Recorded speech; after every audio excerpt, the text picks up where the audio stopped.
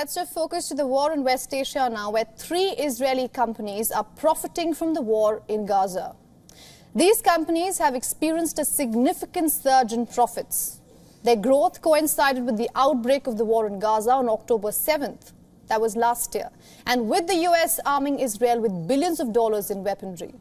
The Israeli companies that stand out are Israel Aerospace Industries, Rafale Advanced Defense Systems, and the third one, Elbit Systems. All 3 major companies have reported substantial increases in sales.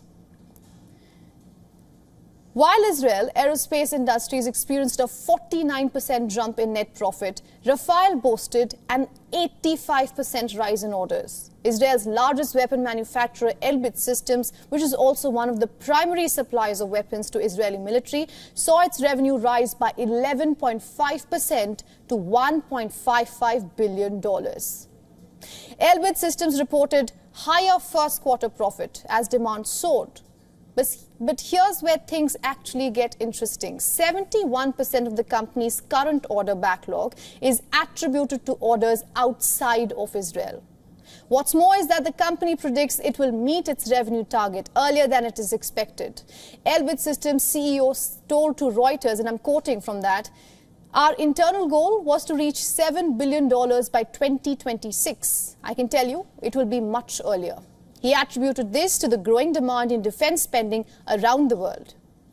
According to reports, the United States has played a major role in this rise in defense shares. You see, following attack by Hamas on Israel on October 7th last year, the US began supplying Israel with massive quantities of weaponry.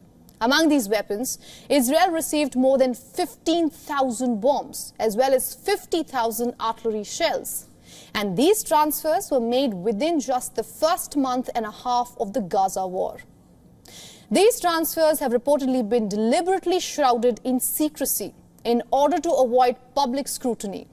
This surge in arms sales benefited not only Israeli companies, but also major US defense contractors such as Lockheed Martin and Raytheon. Their stock prices rose significantly after the war began. Our next question is, what's fueling the global rise in defense spending? There are no points in guessing. It is the rising anxiety around the world. It began with the Ukraine war, followed by the Gaza war, and the ripple effect it had on the region, such as the Houthi attacks on Red Sea commercial shipping.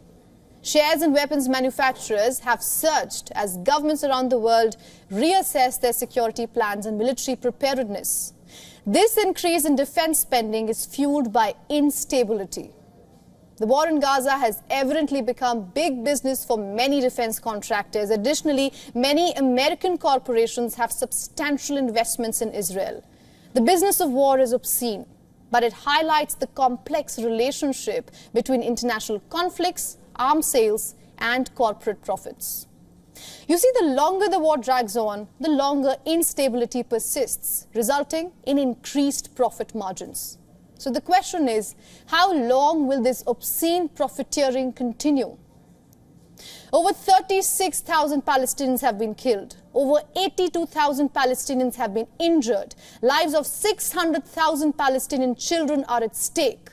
How long before the human toll of war prompt world leaders to find a way to end this war? For all the latest news, download the WION app and subscribe to our YouTube channel.